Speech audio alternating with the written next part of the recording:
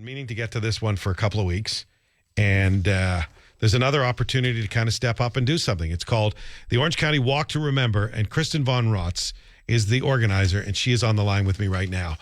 We don't have a lot of time for you to tell your story, but it's a sad story. But I was reading something you wrote recently, and you want to point out it has a happy ending, doesn't it? It does. It does.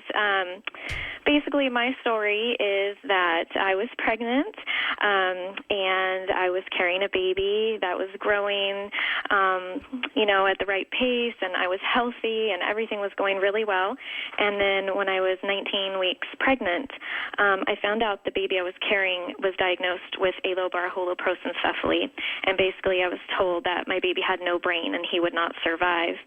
I carried my son Joseph as long as I could. And wow, how do you go on after that moment? What? Yeah, your mind must be blown. It was. We had thought of a lot of different scenarios. I went to just a regular, normal ultrasound, that ultrasound that they tell you if your baby's a boy or a girl. Right. We were so excited for that moment. And then they called us later and said, something's wrong and you have to come back. And I have to say, it never dawned on me that they would tell me my baby was going to die. So many things ran through my mind of what could be wrong and how we would care for him. It was so shocking. And one of the things that's really inspired me to help other families was the lack of support I got when they gave me that diagnosis. They wrote down this big, long medical term on a piece of paper, and they shoved me out the door. Off to Google. Yeah, which is scary, especially with a diagnosis such as this. Yeah, there's no good news on Google if you start to look for anything medical. No, there's not. And we're not qualified to separate the fact from the BS, right? That's right. And I knew my son was terminal. He had the most severe form of this disease that there is. And I did deliver him, and he was born alive, which was a miracle in of itself. But he just lived for 1 minute, and he died in mine and my husband's arms.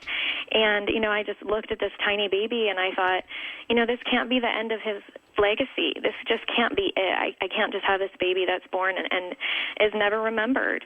And so I started OC Walk to Remember with another mom, and it started out as a very small walk, as the name reflects.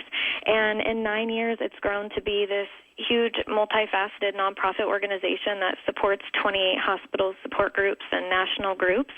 And I just feel like my son's life means something. And well, I would say your son accomplished more in 1 minute than a lot of people do in an entire lifetime. That's exactly it. And I'm so proud to be his mom. And I think he's such an example to other people that you can make a difference in this world, no matter how big you are, or how strong you are, or how long you're here. Amazing. So what can we do to help? Well, there's so many things that we need.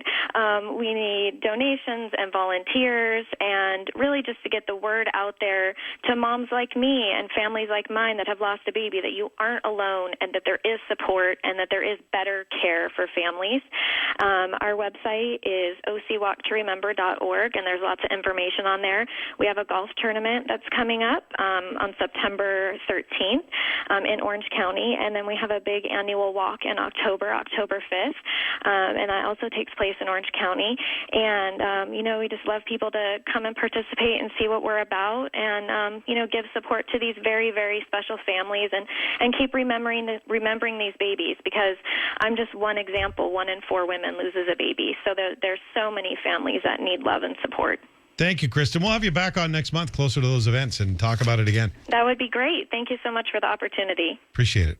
Oh, what a nice woman. Has been through a lot and turn something bad into something good. It's the conversation we were having earlier the week, right? About people who some people decide they're going to be victims, and that's what they are for the rest of their lives. And then there are people like that who take the worst case scenario and turn it into something absolutely amazing.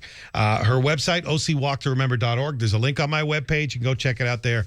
So you don't have to remember it. Just go to KFIam640.com when you get home, and you can check it out, see how you can help. That's it. I'm done. Have a great weekend. I'll talk to you.